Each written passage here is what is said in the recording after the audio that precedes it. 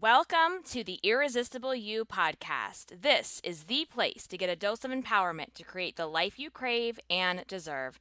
I'm your host, Amy Beltran, CEO and founder of Irresistible University. I'm here to teach you how to love yourself by dropping the body image issues so that you can lose the emotional weight and gain the confidence to look and feel irresistible at any size. Welcome back to this week's episode. This is actually the last episode in the self-love series. So for the month of February, we did all of the episodes around the theme and topic of self-love. And I ran a challenge on Valentine's week where we did 5 consecutive episodes followed by some really deep Facebook lives to complement those podcast episodes and to give you a daily challenge, which was something that you could do that was simple to implement immediately. And if you haven't done that yet, if you're new to the podcast, I would recommend you start with the 5-day self-love challenge. So if you go and look at the list of episodes, you'll see where those begin. And then you'll want to hop into the free Facebook group to go and watch the accompanying videos. And also that's where you get your daily challenge homework. If you aren't new here and you just haven't done it yet for whatever reason, I would really recommend that you schedule some time for yourself and go back and listen to those episodes and implement the challenges. That is the thing, guys. We can listen to these episodes all day long. I know these episodes keep you going. I know they're helpful to you. I know they're so relatable. But if you're not going to implement what you're learning, then nothing changes for you. And so it's not enough to just say, well, I listen to Amy's podcast, or I read these kinds of books, or I listen to these types of podcasts, and then nothing's changing in your life. If nothing is changing in your life, we have an implementation problem. We have an action taking problem. And so going back to that challenge, I think that would be a really good place for you to just start, maybe to either start for the first time, to reset your month, your day, your wherever you are in your journey, and to really get some insight on that. So that's all I'm going to say around that. Let's go ahead and get started with today's episode. All right. So speaking of podcasts, listening to other podcasts, I was recently I listened to Oprah's Super Soul podcast, and recently she did a whole series on her 2020 Vision Tour where she had these conversations with different celebrities. And I was listening to the episode where she was talking and interviewing Amy Schumer. And it was a really powerful conversation, something that I don't think you would want to miss because Amy, who, if you don't know, she is a comedian. She's very funny. She uses humor, obviously, in everything. And I love when people are able to use humor in things that are serious and feel so like heavy. I like humor a lot in that respect. So she was talking about her pregnancy and her decision to have a C-section, an elective C-section, and to not breastfeed. And it really was then all about how other women just love to judge our decisions with what we do with our bodies and our babies. And let me tell you, I was like, yes, queen, like preach, preach, preach, because I also had an elective C-section and I also despised breastfeeding. Okay, so let's talk about this a little bit. So I knew for a very long time, even before I finally made the decision that I was like, yes, I actually want to be a mom. I actually want to have kids. Let's try this. Let's do this. I knew that if I ever went down that road, and I definitely knew this once I was pregnant, I knew with every fiber in my being, I did not want a vaginal delivery. Okay. It was just something that I intuitively knew I was not going to do. I did not want to do. And my doctor, which I'm so sad because my OBGYN has moved across the country and I absolutely love her. She was so amazing in this process because from my very first appointment, I brought up, what if you want to have a C-section? Right. And of course, from a medical perspective, they don't want you to do an elective C section necessarily. So they try to like kind of guide you away from that. And I was like, okay, I've got 9 months to like work with this. Okay. So I just was very confident. And when I spoke with my OB about this, I had such a conviction in my voice about why I wanted this, why I needed to do this, and that this was what I was doing. And it basically was like, if, I mean, I didn't get to this point with her, but I had already made this decision with my husband that I was like, listen, if she doesn't decide to do this, then that's fine because I'm going to go find someone else. Then I will find another physician. And kind of a few months into my pregnancy, and I have my other reasons for why I made this decision, and I'm not going to speak on those at this time in this episode, but maybe in the future I will. I don't know. I don't know if I will, but I knew this was the right decision for me. And a couple months into my pregnancy, when she, I think, realized how confident and how much I spoke with conviction around this is what I want, and when she could see that I'm not someone who just like was like flippant about it and just like made this thing up and pulled it out of the air, when she realized like I've done my homework, I've done my research, and I know exactly what's on the table for this, right? Not, that was like no pun intended, by the way. Table, C-sections. I digress. Um, but, I'm the Google queen. I will do my research. I will do my research until I'm like blue in the face. And I knew, I can't fully articulate this to you guys, but I knew exactly what my body needed. I just knew. I knew. Like it was like instinct. It wasn't even something I had to second guess. I just knew this is what my body wants and this is what my body needs to do. And it's so funny to me because people will look at me with this empathetic, sad face when I say, how women sit around and always want to share their birth war stories. I don't know what that is, but we do it, right? And you know, every time I tell people that I had a C-section, they look at me like, "Oh, you poor thing," or like this empathetic, and I'm like, "No, no, no, no, no. This was my decision. This was an elective C-section." Well, then they go from empathy to, "Oh my God, you're crazy." Like they look at me like I'm insane, like I'm this horrible person because I chose how I wanted to deliver my baby out of my body. Okay. I even remember having conversations with women that already had kids before I delivered my daughter, and they were like talking about, oh, natural birth and don't get medications, and oh my God, you're really going to have a C-section? That's so dangerous. Why would you want to do that? And I'm like, why would you want to deliver a baby without medication?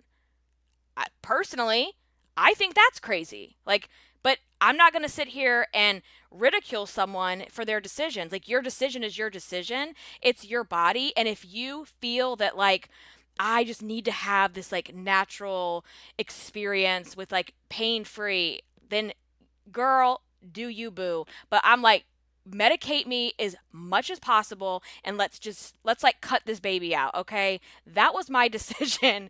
And, you know, being a mom in the digital age is really interesting because I sit here sometimes and I'm like, how did our moms and our aunts and our grandmas, how did they do this? How did they I mean, clearly they did a great job because we're all here, we're all doing well.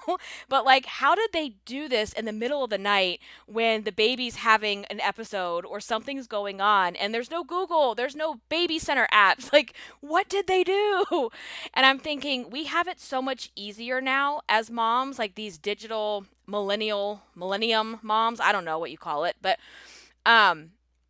But it also can be harder because, in a sense, because I feel like there's a lot more judgment because we're so much more exposed to what everyone is doing. Because we have the apps and we have Facebook and we're in the Facebook groups and we have all these places to communicate outside of just our moms or our grandmas or our, the women in our family or close friends, right? We have all these other people that we have exposure to now. So it just like anything, there's pros and cons, obviously. And I just know, like, people in those forums, when I was trying to do my research and just asking, like, have you ever had an elective C-section, or and let me tell you, these women, these keyboard warriors, like, they would come for me. They would come for me and tell me I was so irresponsible. I can't believe you would electively go under a knife. How could you do this? Like, it was the most ridiculous, judgmental bunch of bullshit. They're like, you're gonna die. You're gonna bleed out on the table. Like, come on, guys. Like, I was like, are you kidding me? So, even with the looks, the conversations, the forums, my doctor pushing back on me in the beginning, none of that swayed my opinion. None of that swayed my deep intuition and instinct around what my body needed to do. And I know what I'm willing and not willing to do and what my body needs. Not just for how I deliver my child, but also how I do everything in my life. And because I already had that deep sense of self and that deep sense of knowing what I was willing and not willing to do with my body, because I know my body and I'm super self-aware of what's going on in my body, where years ago that was not even in existence for me, that empowered me to make these decisions that just worked. That worked for me, for my lifestyle, and for my family. And I'm not going to get too hung up in the breastfeeding thing, but it was the same thing. Like, there's something wrong with my generation and this insistence that you have to breastfeed your children. I was born in 1981. I was a formula baby, as probably many of you listening to this podcast are.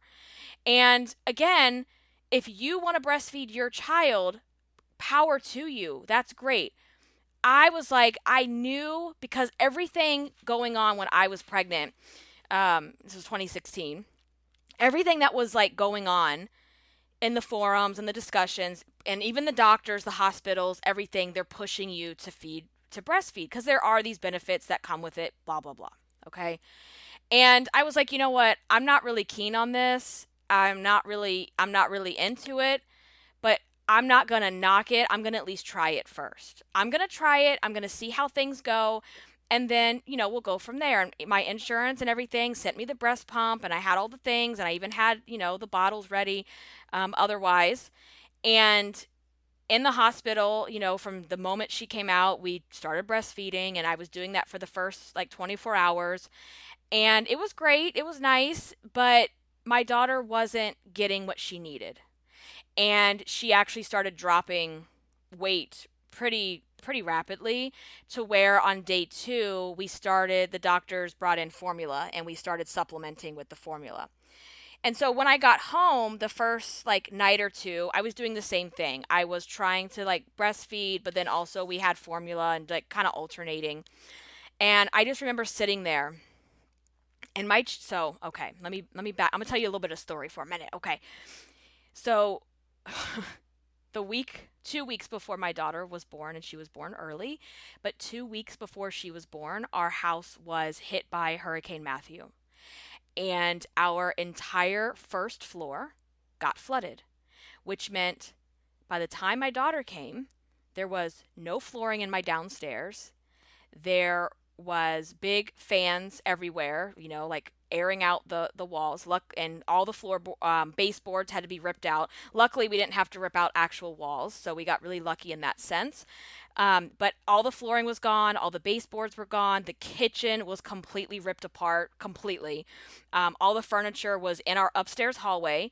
shoved into my office, which meant as a new mom and a new mom recovering from a C-section where it's very difficult to get up and down for a while, I couldn't use the downstairs. So I was basically in my bedroom for the longest time, and I had to ask my husband, can you please bring the chair, like the recline, it's not a recliner, but it's like a couch chair from the living room. Can you please bring that in our bedroom? Because I can't even get on, we have a really tall bed, and I couldn't get onto the bed because of the pain. So I just remember sitting in that chair. I know it was like a long story just to tell you this, but that was kind of the where I was at, okay? And I was sitting in that chair trying to breastfeed my daughter, and then I had that stupid ass breast pump on, and the sound of it, I wanted to kill someone. The sound of it made me want to actually like go shred someone's eyes out. It was absolutely infuriating me, and I didn't understand why. It was making me angry, it was making me mad, it was making me start to feel like resentful that my daughter was hungry.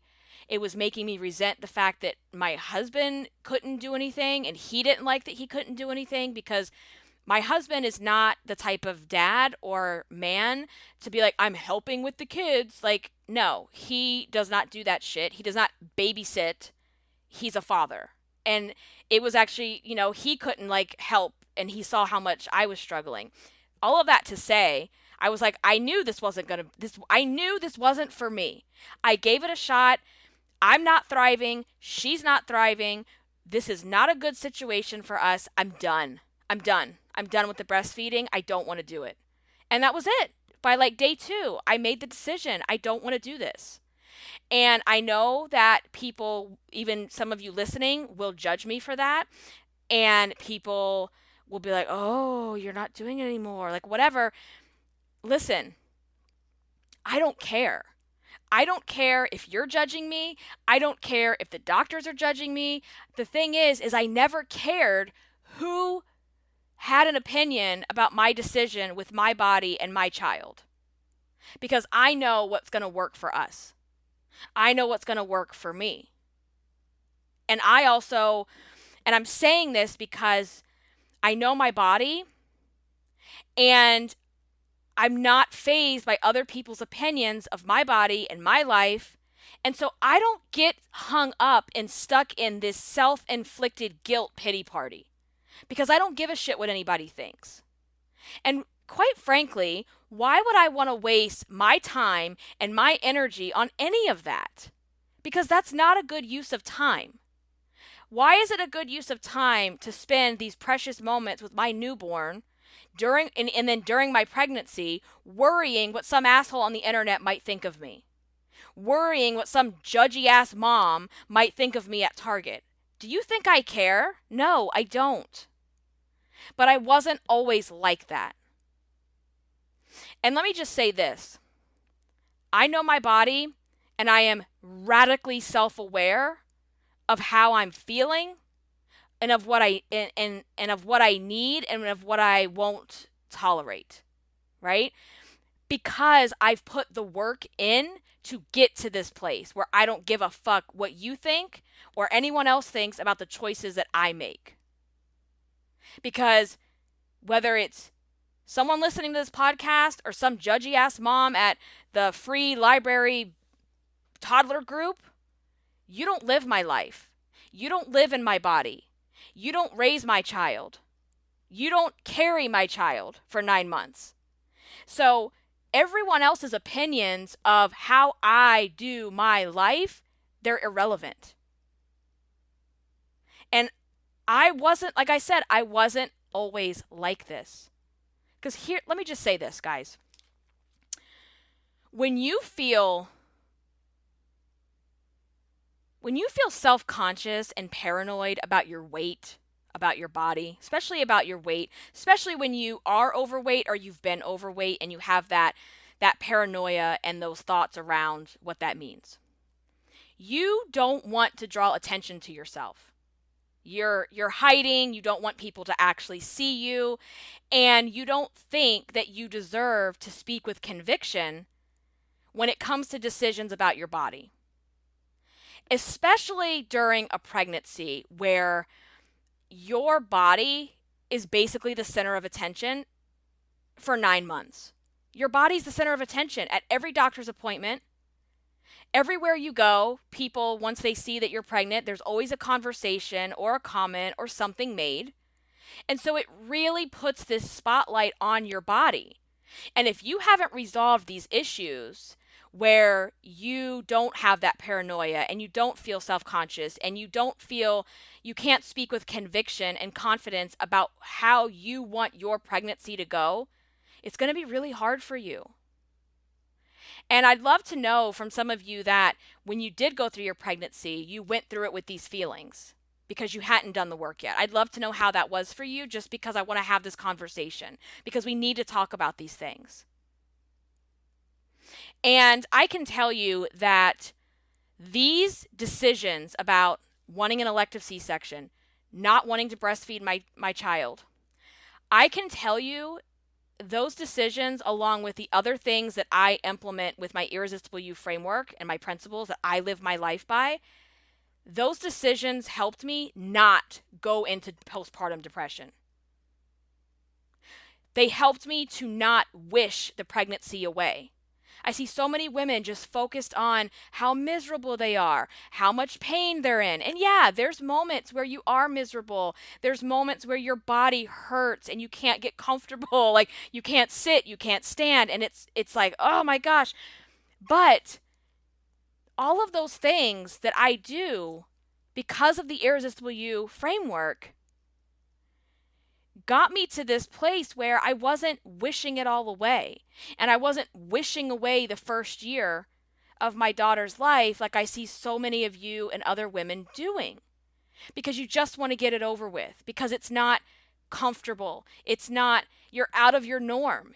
And it's not like I didn't have the feelings, you guys. Like, I remember the first couple of days, we're sitting downstairs on our concrete floors eating on a what are those tables they use, like in construction? It's like a sawhorse. I don't know, something like that.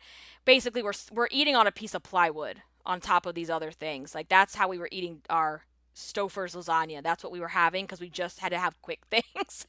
And we were sitting there, and I just, the emotions and the hormones are real.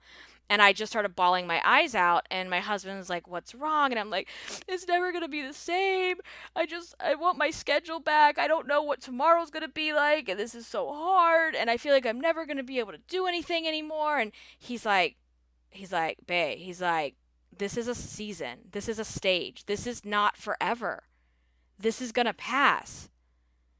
And it was like, oh yeah, that's right. I just got to lean into it a little bit more, because it's not going to be like this forever, right? And, making those decisions, knowing my body, being able to quickly kind of course correct and use my guiding principles really prevented me from going into a dark postpartum depression.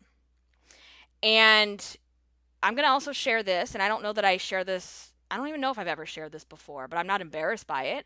But when I went for my 6-week or my 2-week checkup, because when you have a C-section, you have to go in 2 weeks. And they ask you at every appointment about depression, and there's these questions you get. And I was like, I am kind of a little bit down. I can kind of feel myself going that route a little bit. And, I don't want to end up with full-blown depression. And so I don't know yet if I'm getting postpartum, or am I kind of just in the baby blues? What's going on here? And they're like, no, you don't have postpartum, but it's probably the baby blues. But if you are someone who is you're prone to depression, which I am, then, it wouldn't hurt you to get on a medication. And I did. I got on Wellbutrin, which is a low level, mood. I'm not going to get into the specifics, but you can look it up for yourself. And that is also, this is going to go on a tangent now. I am sick and tired of people putting these stigmas around mental health and medications and depression and anxiety and all the things, because another part of having enough self-love and self-awareness for yourself is knowing when you need help. And so knowing when you need help is not a sign of weakness. It's a sign of strength. It's a sign of knowing I am strong enough to say, I know that I need help to get through this period, and I am strong enough to ask for help without feeling bad about it. Instead of sitting there suffering all by yourself, and then next thing you know, you don't know what to do. So you really have to become radically self-aware of your body, what you need and what you don't need. Because I know the old me who battled dark depression, agoraphobia, Googling ways to kill myself.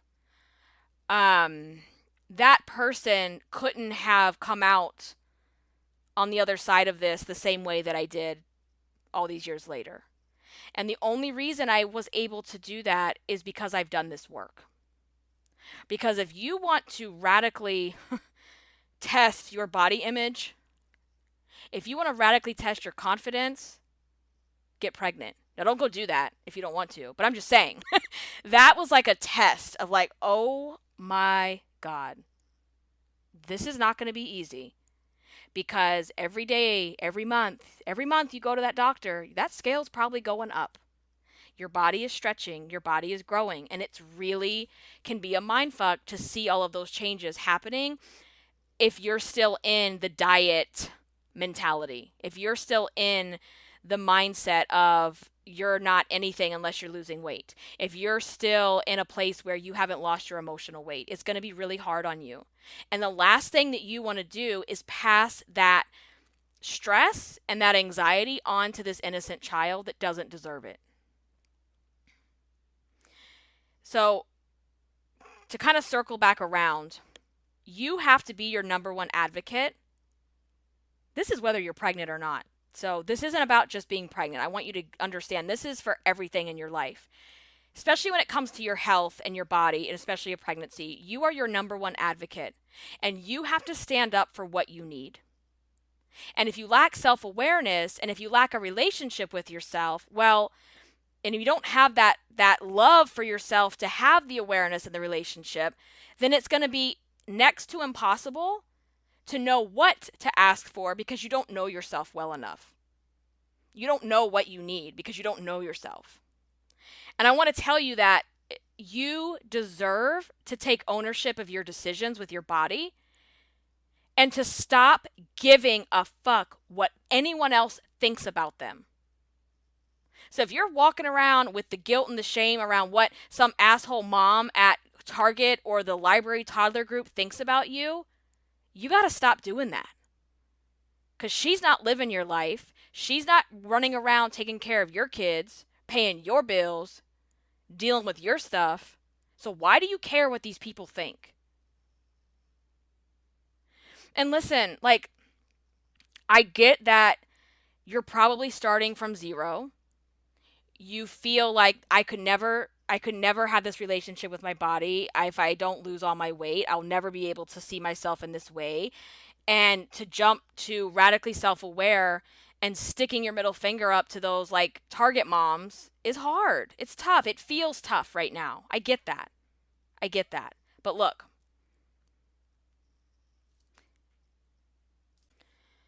I want to give you one thing you can do today to take back the control that, society, Target moms, all the judgy people have snatched from you over your decisions with your body.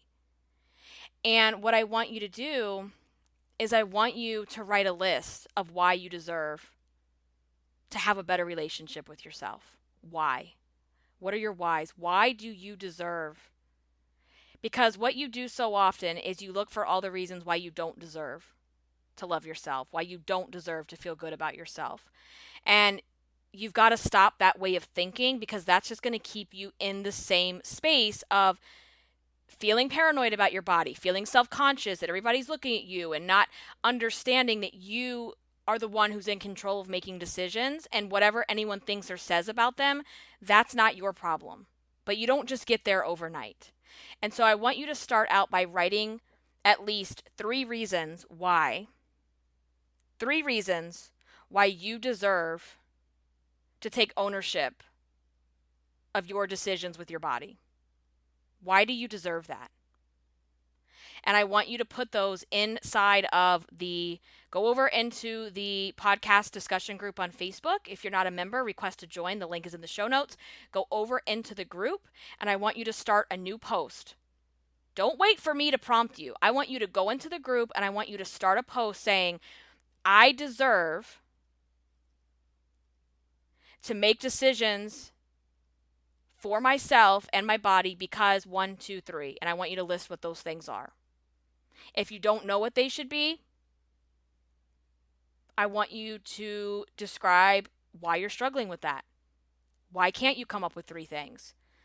Because if you don't talk, if you don't get this out, if we don't have these conversations and these discussions, guess what? You stay stuck thinking that you are all the nasty things that you tell yourself. You stay stuck in the same old bullshit yo-yo diet, body hate, shame cycle that you've been running on for probably years at this point, and nothing changes in your life. Until you change that conversation, until you change that relationship you have with yourself, you will never be able to stand up for yourself and ask for what you want because you won't know who you are and what you need. When you have a relationship with yourself, when you have self-love, when you have radical self-awareness, you will speak with conviction and confidence, and no one else's opinions are going to sway what you think and believe about yourself. So who's going to be doing that with me? Who's going to be going into the group and putting your post up about the 3 reasons why you deserve to take ownership of your body and your decisions? Make time to do this, guys. I know you might be listening on the road or multitasking. Make the time, create the time in your schedule to go do this because it's going to help you. All right. And I will be looking at your responses, replying, and giving you feedback if I think that you need to, I'll give you feedback one way or the other on those things. So, all right, let's do this. Let's do this. Let's have an amazing week. Let's make this week irresistible. Let's go get it. Let's do our thing. And until the next one, stay irresistible. I will see you inside of the Facebook group. Have an amazing week, guys. Bye.